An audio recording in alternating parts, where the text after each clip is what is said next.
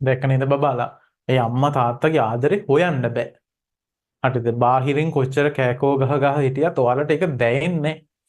නිසා ඔයාලා ඔය අම්මලාගේ අම්මා කෑ ගහනවා, තාත්තා කෑ ගහනවා, අම්මා බයිනවා.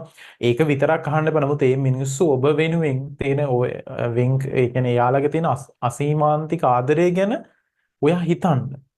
හරිද? ඒ ගැන විතරක් දකින්න. ඔය බයින එකම දකින්න එපා. බයින්න හරි මං හැමදාම කියන්නේ.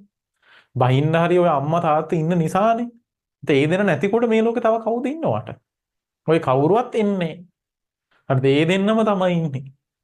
ඒ දෙන්නට නේ ඔයා ගැන ඒ දෙන්නට නැති කැක්කුමක් වෙන ලෝකේ කාටද තියෙන බං? නෑ. දැන් ඔය අම්මා තාත්තා නැතෝ යාළුවෝ ලොකු වෙනවනේ. හරිද? ඔයාට යාළුවන්ට ඔයා ගැන කැක්කුමක් තියෙන්නේ කොහොමද බබාලා? අර අම්මා තාත්තට නැති කැක්කුමක් යාළුවෙකුට තියෙද? අම්මා තාත්තට කැක්කුමක් තියෙන හින්දානේ. හැදුවා, කුසෙන් හැදුවා, වැදුවා. හරිද? වදලා ඊට පස්සේ මොකද කරේ? කණ්ඩ බොන්න ටික දෙනවා. හරිද? ඔය අසූචි ටික මුත්‍රා ටික ඔක්කොම හොද. දැන් ඔය ඡණ්ඩයා වගේ හිටියට කොහොමද පොඩි කාලේ? අම්මනේ ඔය ටික මේ අයින් කරන්නේ. අම්මනේ හොදන්නේ ඔය සියල්ලම. ඔය අසූචි ටික අයින් කරලා හොදලා නැත්තම් ඔය එතනම මල පහ කර චක්චක්කක තලතල හිටි. දැන් ඔය ඡණ්ඩිය වගේ හිටියට දැන් ගණන්වත් ගන්න නැහැ මූණත් බලන්නේ නැති උනාට. අම්මා තාත්තගේ.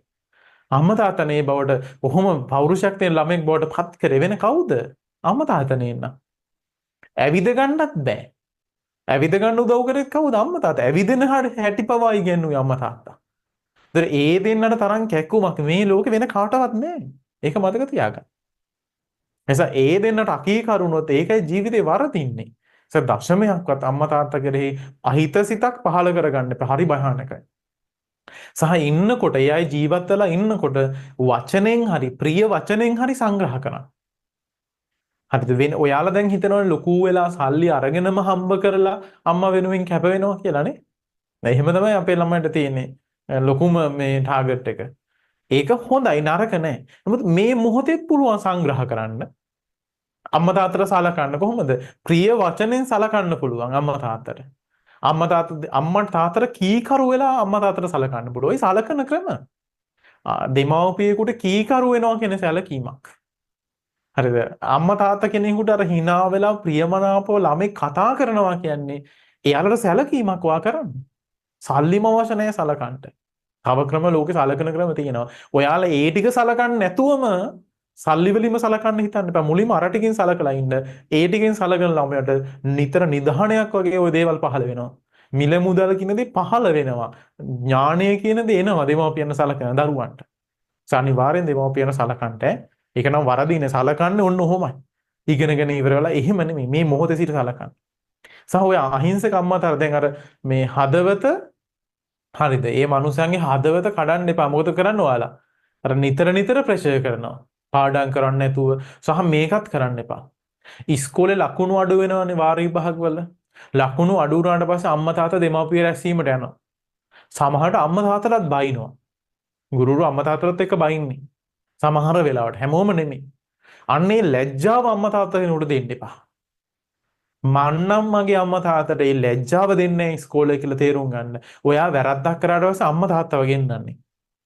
එච්චර දුක් විඳපු අම්මා තාත්තට එහෙම ලැජ්ජාවක් දෙන්නේ ඇයි? ඔයා සලකනවද? අන්න ඒව තමයි නොසලකා හැරීම කියන්නේ.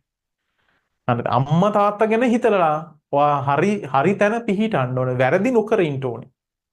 ලකුණක්වත් අඩු කරගන්න අම්මා තාත්තා ගැන හිතලා. මටත් ලොකුවට ඉගෙන ගන්න බැරුව ඇති සමහර වෙලාවට. මම දන්නේ නැහැ. නමුත් මම විභාග පාස් වුණේ අම්මා තාත්තා ගැන හිතලාමයි. මම පන්තියේ කවදාකවත් ලකුණු අඩු ස්ථාන අතරට යන්නේ නැහැ. අම්මා තාත්තට ලැජ්ජාවක් දෙන්න බැරි නිසා.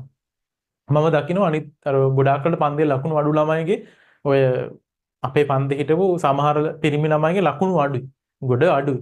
කියන දෙයක් අහන්නේ ගුරුවරුන්ට එකට එක කියා කියන දෙයක් අහන්න බෑ. අර නොසන්ඩාල චරිත තියෙන එහෙම චරිත ඉන්නවනේ.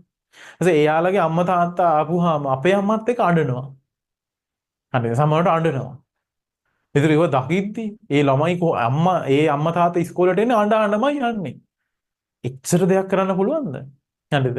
එහෙම කරන්නේ නැහැ කියලා අදවත් අදිෂ්ඨාන කරගන්න. ඔය සලකපුව. ඒතකොට ඕව තමයි වරදින පාරවල්. දිගටම වරදිනවා ඊට පස්සේ වෙන්නේ. නිසා මතක ඇතුව වාව මේ ලෝකෙට බිහි කරපු ඒ මව පියාට සලකන්න පුළුවන් මේ මොහොතේ සිට මේ අද සිට. මේ මොහොතේ සිට පුළුවන්. ඒ සැලකීම දැන් ඉඳන්ම හුරු වෙන. ඊට පස්සේ තමයි මිල මුදලෙන් හරි සලකන්නේ. දැන් සැලකුවොත් හරිද? ප්‍රිය වචනෙන් සලකන්න පුළුවන්.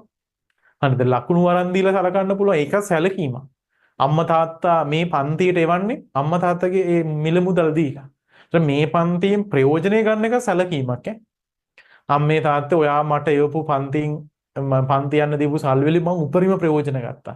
මේ ගන්න පුළුවන් දැනුම උපරිම ගන්නවා. කවදාකවත් ඔන්ලයින් පන්තියේ ගිහිද්දවත් නිදිමතේවත් මං ඉන්නේ නැහැ. අන්න එහෙම හදාගන්න. ඔන්න ඔය සලකන විදිහ.